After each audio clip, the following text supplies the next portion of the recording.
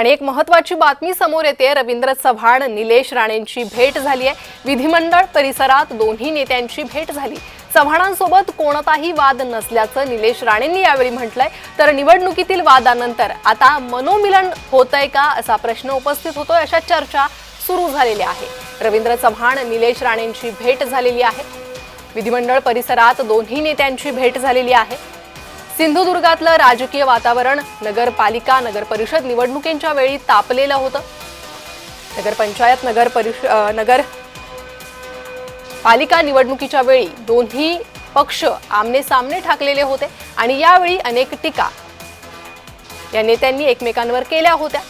मात्र हा राजकीय वाद चव्हाणांसोबतचा कुठलाही वाद नाही असं निलेश राणे यांनी म्हटलेलं आहे।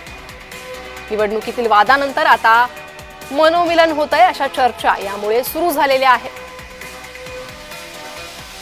तर सिंधुदुर्गात निलेश राणे यांनी स्थानिक निवडणुकात काहीशी भाजप विरोधात भूमिका घेतली होती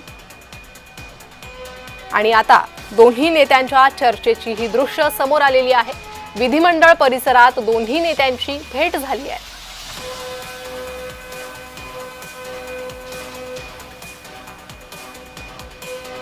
तर सभांमधील दोन्ही नेत्यांच्या वक्तव्यानंतर वाद रंगल्याचं पाहायला मिळालं होतं आणि वादाच्या या चर्चा राज्यभरात सुरू होत्या। सिंधुदुर्गात शिवसेना विरुद्ध भाजप स्थानिक पातळीवर हा वाद पाहायला मिळाला होता। मात्र त्यानंतर आता विधिमंडळाच्या हिवाळी अधिवेशनात या दोन्ही नेत्यांची भेट झाली आहे। भेटीदरम्यानचीच ही दृश्य काही वेळ निलेश राणे आणि रवींद्र चव्हाण यांनी एकमेकांशी संवाद साधलेला आहे।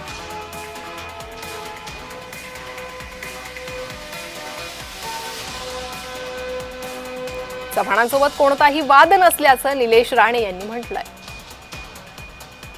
निवडणुकीतील वादानंतर हे मनोमिलन रवींद्र चव्हाण आणि निलेश राणेंनी यावेळी गळा भेटही घेतली आहे।